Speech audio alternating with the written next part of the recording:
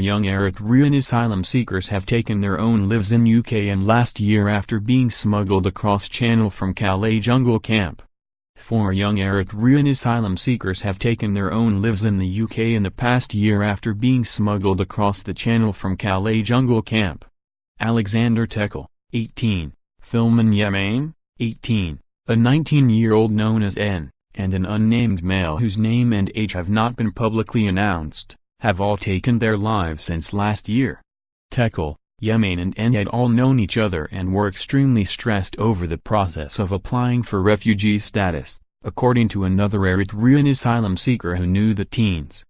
Their deaths have raised concerns over how young refugees are being treated in the UK, as the boys were at an age where they were not eligible for support and were unable to work. Yemane had just turned 18 years old when he committed suicide in November.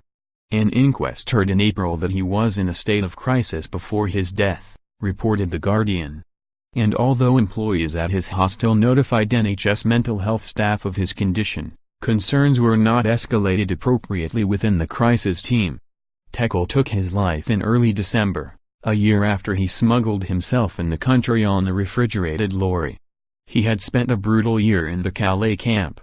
N, whose family asked not to reveal his full name, committed suicide in May at the same North London sheltered accommodation where Yemane had lived.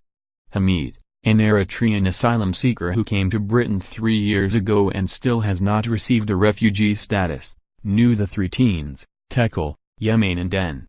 Speaking to The Guardian, Hamid said, "Alex, Tekle, and I were close friends. He was such a nice guy but he was giving up on life. He was stressing about home office things, we all were. I tried to tell him not to worry too much, but he was thinking about it all the time." He continued, "He was saying, once you have your papers, you can start your life, you can start college. He wanted to start work, he wanted to send money to his mother. Without papers you can't work." Benjamin Hunter, who met Tekle while working as a volunteer in Calais, also said the teen was anxious over his status, after enduring horrible conditions in both France and the UK. Speaking to the paper, Hunter said, "Alex experienced deeply traumatic events on his journey to the UK, in particular in Libya and in Calais, where he lived alone in a tent for as long as a year, subject to abuse and neglect." Hunter said that when Tekle came to the UK, he was told he was not eligible for support as a child or care leaver.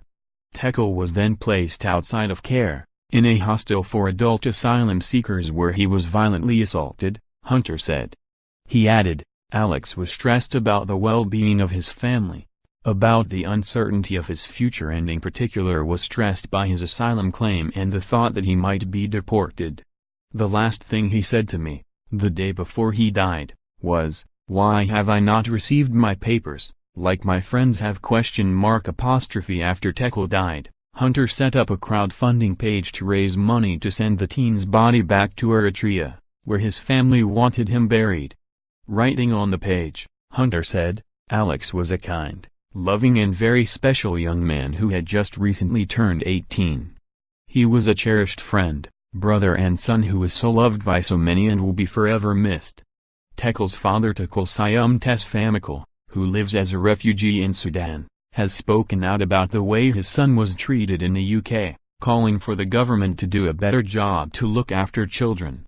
He said, "I want to know this doesn't happen to children and young people again. These children, who have to leave home through no fault of their own, are traumatized on their journey through the desert and the sea. It is the job of the authorities to look after and guide these children, who come to the UK alone. They shouldn't come to die." The family's legal team want a coroner to investigate the mental health care Tekle received, and examine the actions of local officials who were tasked to look after him. For confidential support call the Samaritans on 116,123 or see www.samaritans.org.